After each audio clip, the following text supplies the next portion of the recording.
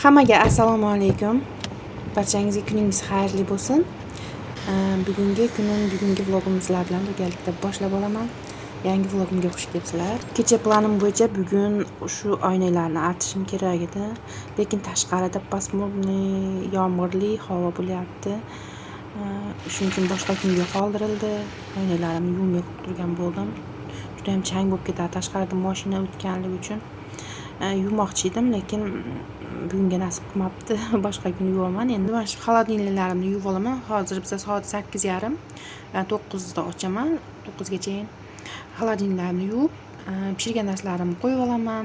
Va u yerda bitekda kechagidan qolgan narsalarim ham bor edi. Shularni xolodilnikimni yaxshilab yuvib oldim. Va kechagi va bugun pishirgan narslarimni qo'yib olaman. Bu bitta ikkita qolgan narsalar, bular kechagidan qolgan narsalar. Bular ham orada vchirashniy deb sotib yubораman.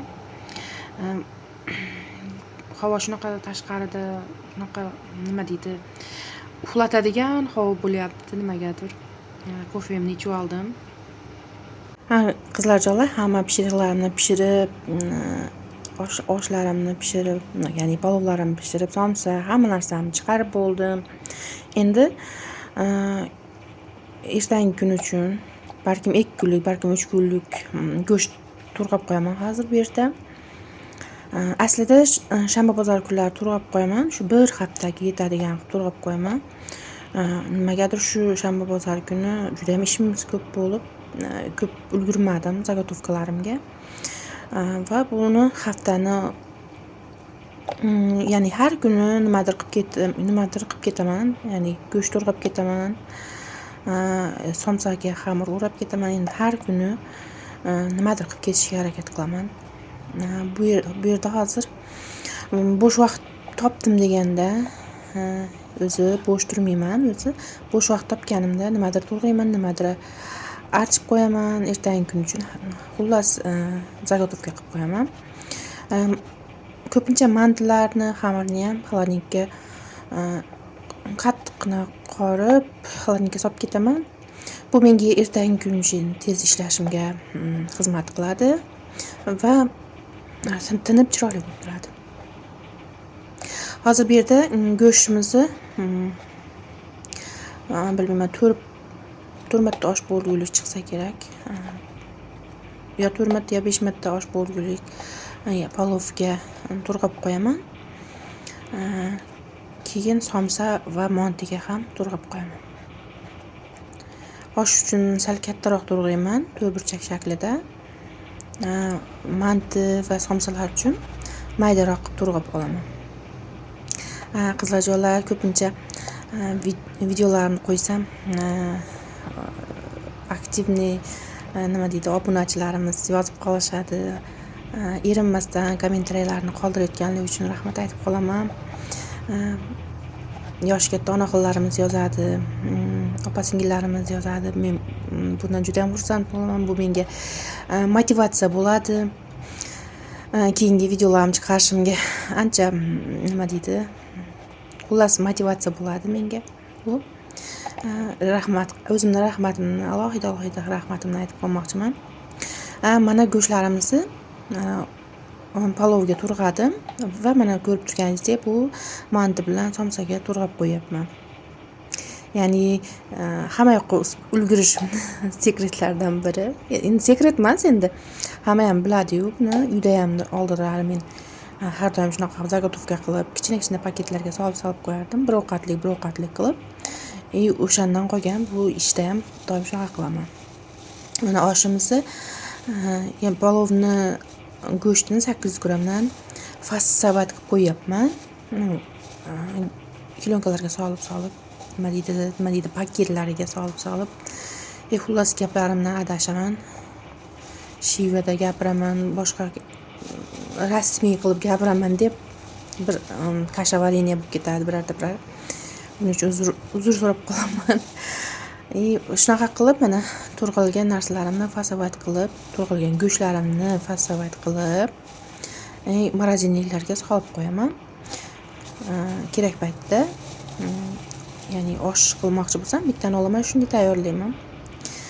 Bu yerda sabzi ham tayyor to'g'rilgan bo'ladi har doim. Kartoshka piyozlarimni ham archib qo'yaman. Kartoshka piyozlarni bilasizlar, ko'p turmaydi bu. Go'shtli mahsulotlar morozinlikda har qancha bo'lsa turaveradi-yu. Kartoshka piyozlarni bu har kunga nima deydi? Bu har kunga zagotovka. Ya'ni kuniga bir chelak deydimi, sizlarda nima deydi? Biz chelak deydi-da, chelak kichkina chelakda kartoshka, katta chelakda piyoz archib ketaman. Bu menga kechgaga yetadi.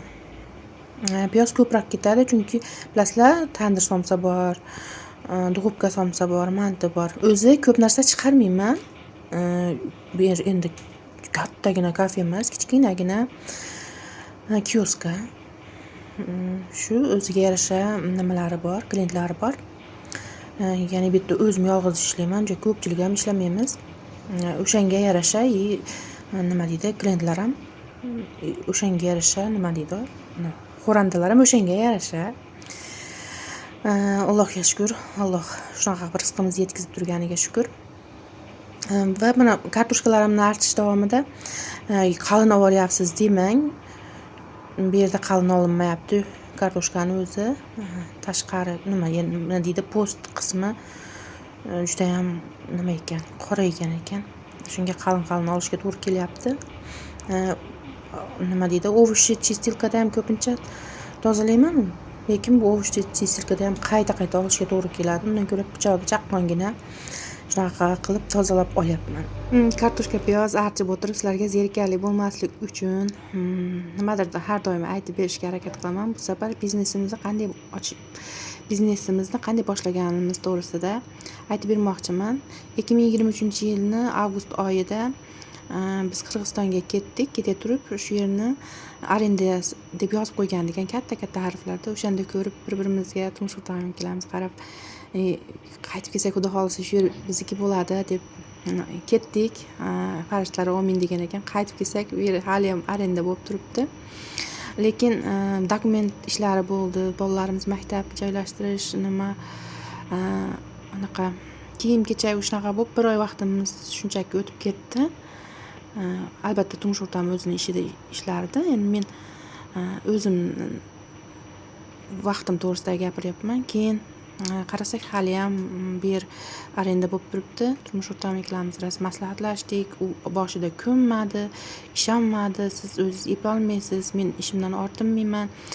Bolalarimiz hali kichkina, nyankaga tashlash, bu shuncha nima bor, qiynalchiliklar bo'ladi dedi. Va albatta qiynalchiliklar bo'ldi boshida.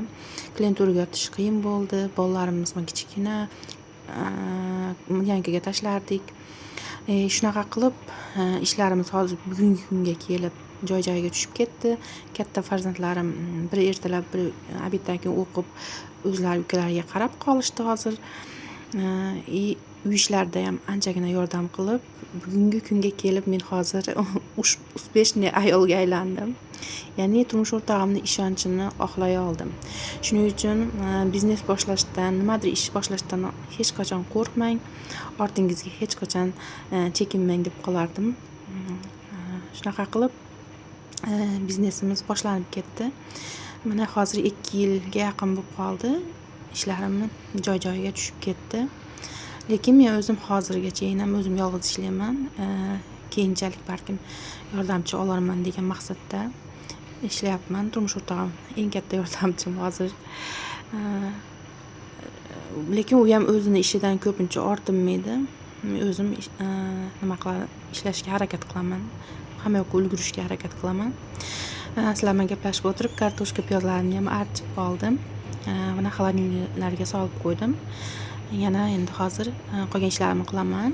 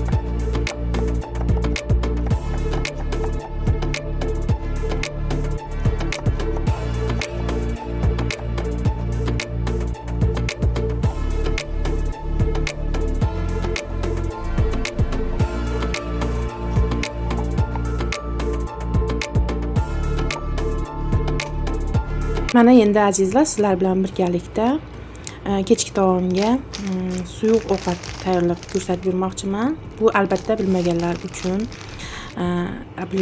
orangizda bilganlar uchun emas, bilmaganlar uchun retsept bo'ladi. Hamma narsasini, kartoshka, piyoz, chesnok, pomidor to'g'rab oldim. Va meksikanskiy smes, u yerda har xil garov bor, u yerda makka jo'xori bor. Xullas, u yerda bolgarskiy bor. Hammasi aralash meksikanskiy smes tayyorlab qo'yishadi. O'shandan olib chiqdim. Bahoriy, vitaminlarga boy suyuq taom pishirib ko'rsatib bermoqchiman. Ovqatimizni xuddi mastavani sho'rvasini tayyorlagandek qilib qovurib, suvini quyib olamiz. Avval go'shtini, keyin piyozini chesnok bilan yaxshilab qovurib olib, pomidor solamiz. Ketidan boyagi meksikanskiy smesimizni solamiz. Qizlarjonlar, har doim videolarimni oxirida qanaqadir retsept qoldirishga harakat qilaman. Bu safar ham juda ham mazali, bahoriy suyuq taomni retseptini qoldiryapman. O'ylaymanki, qo'llab-quvvatlaysizlar degan umiddaman. Boya aytib o'tganimdek, bu ovqatimizni xuddi mastavoga o'xshagandaqa qilib to'rg'ashtirib, qovurib, suvini quyib olamiz. Boya aytib o'tgan meksikanskiy smesim shunaqa. Buni bir chayqab oldim. Upakovkada turibdi, endi bilmayman qanaqa upakovka qilishgan. Bir chayqab olsangiz o'zizga ishonchli bo'ladi deb o'ylayman. Sovuq suv bilan ozgina chayqab, shunday suv quyib chayqab oldim. Shu smesimiz juda ham nima deydi, tayyorlashga qulay. Men ko'pincha lag'mon tayyorlasam ham qo'shib yuboraman, olib chiqib bir pachka. Juda ham ovqatingizni mazali qiladi. U yerda hamma bolgarskiy bor, garov, ko'rib turganingizdek, makka jo'xori, sabzi bor. Hammasini shaklini bir xilda qilib, chiroyli qilib to'g'rab qo'yishgan. Menga juda ham yoqadi. Shuning uchun ko'pincha mastava qilsam ham, lag'mon qilsam ham olib chiqib ishlataman shu smesdan. Keyin makaronlar bilan garnir tayyorlasangiz ham juda ham ko'rinishi ham boshqacha bo'ladi. Guruch bilan ham juda ham chiroyli bo'ladi. Men shunaqa qilib shu smesdan ko'pincha ishlataman. Mana sho'rvasini solib qo'ydik. Buni endi tayyor bo'lguncha xamirini tayyorlab olamiz. Ya'ni osh xamirini tayyorlab olamiz. Osh xamiri bu o'zgacha bo'ladi. Osh xamiri uchun mana shunaqa xohlagan ko'katingizni ozroq, bu yerda qancha gram bilmayman, o'lchamabman ham. Shu ko'rib turganingizdek shuncha nimani zelin, ya'ni ko'katlarimizni yaxshilab blenderlab olaman. To'g'risini aytsam, blenderda bo'lmas ekan. Menda boshqacha blender bor edi, u bilan yaxshi bo'lardi. Bunda hech eplolmadim. Oldinlari enam rahmatlik bizga yong'oq tuyadiganda tuydirar edi-da. O'shanda mayin bo'lib ketardi. Bunda bir harakat qildim, bo'lmadi, ikki harakat qildim, bo'lmadi. Uchinchi martasida shunaqa qilib bir nima qilib maydalab oldim. Xuddi o'smadek bo'ldi. O'sma siqqanmisiz? Shunaqa bo'ldi. Mana. Endi bunga bitta tuxum qo'shaman. Keyin bir 2 qoshiq yo 3 qoshiq suv quyib yuboraman. Keyin tuz. Mana tuzni ko'rib turibsiz. Shuncha tapga ko'rada. Mana boya aytib o'tganimdek tuxum ozroq suv. Suv menimcha 2 qoshiq yo 3 qoshiq bo'lishi kerak. Mana juda ham oz quydim. O'zi suv quymash kerak. Men xamirim az bo'lib qoladi deb ozroq suv quyib yubordim. Lekin juda ham ko'rinishi juda ham chiroyli xamir bo'ladi. Zelyonniy deyman, nima edi? Yashil rangli xamir bo'ladi. Mana hozir shunga xamir qilib olamiz. Qattiqqina osh xamiridek qilib xamir olamiz.